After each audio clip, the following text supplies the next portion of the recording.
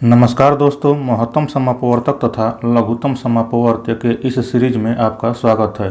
इस सीरीज पर आज का हमारा दूसरा भाग है। पहले भाग में हमने संख्याओं के अपवर्तक के बारे में डिस्कस किया था। यदि आपने इस वीडियो को अभी तक नहीं देखा है तो डिस्क्रिप्शन में आपको इसका लिंक मिलेगा, आप वहां से देख सकते हैं।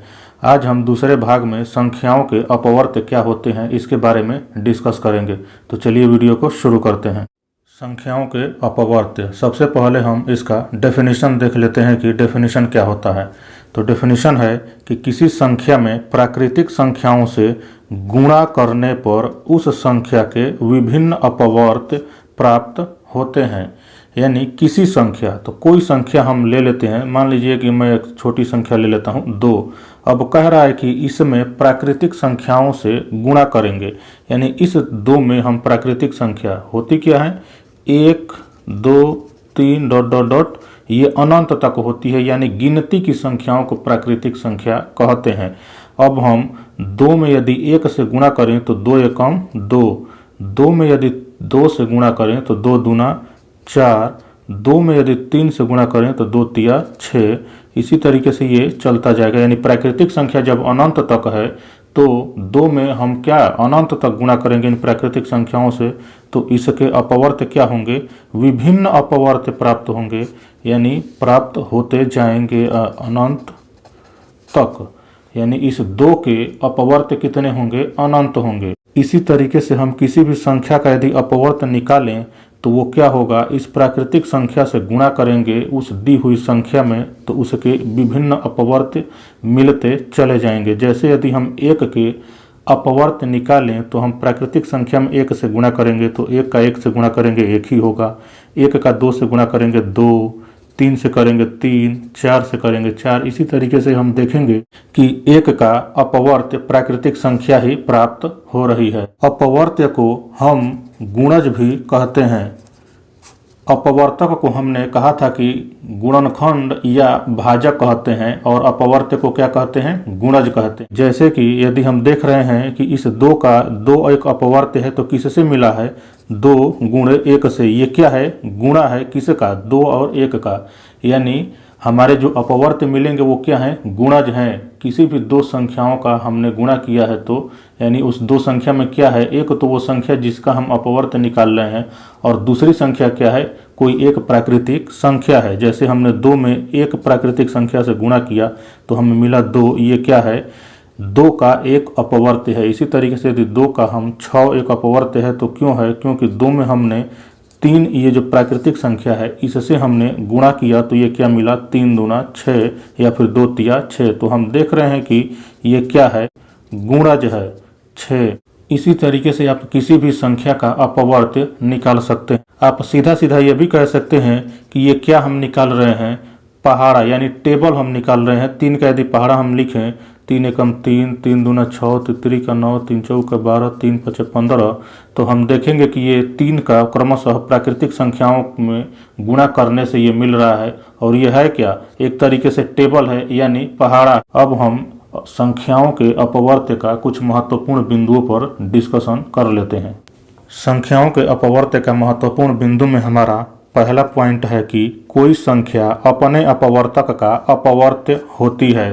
मतलब कि एग्जाम्पल से समझते हैं। जैसे मान लीजिए कि हमें दिया हुआ है संख्या 6, तो 6 का यदि हम अपवर्तक निकालें तो सबसे पहला अपवर्तक 1 होता है, दूसरा हो जाएगा 2 क्योंकि 2 तिया 6, तीसरा हो जाएगा 3 दूना 6, और चौथा हो जाएगा ये संख्या स्वयं 6। तो हम देख रहे हैं कि 1 2 3 6 क्या है, इस 6 की अपवर्तक संख्याएं हैं। अब इसमें कह रहा है कि कोई संख्या अपने अपवर्तक का, यानी कोई संख्या यानी ये 6 अपने अपवर्तक का अपवर्त्य होती है। मतलब कि 1 में यदि हम 6 से गुणा करें तो 6 मिला। यानी 6 का यदि हम गुणज निकालें, अपवर्त्य निकालें, तो 6 एकम 6, 6 दूना 12, 6 तिरी 18, इस तरीके से हमें मिलेगा। तो हम देख रहे हैं कि इसका जो अपवर्तक 6 है, यानी किसी भी संख्या का सबसे छोटा अपवर्तक 1 होता है और सबसे बड़ा अपवर्तक वह संख्या स्वयं होती है। तो इस 6 का यदि हम अपवर्त्य निकालें तो इसका पहला जो संख्या आ रही है 6, यानी ये संख्या हमें मिली। तो वही कह रहा है यदि 1 का हम निकालेंगे तो 1 में 6 से गुणा किया तो 6 मिला, 2 का यदि हम अपवर्त निकालें, 2 एकम 2, 2 दूना 4, 2 तिया 6, तो यहाँ भी 6 मिल रहा है।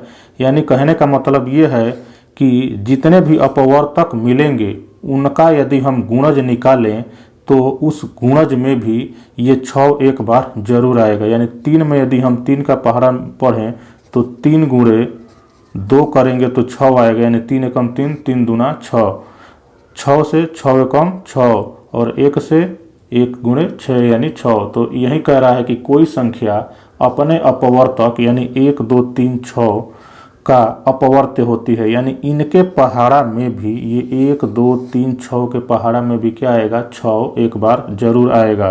इसी तरीके से यदि हम 4 का अपवर्तक निकालें तो 1, 2 और 4 होगा।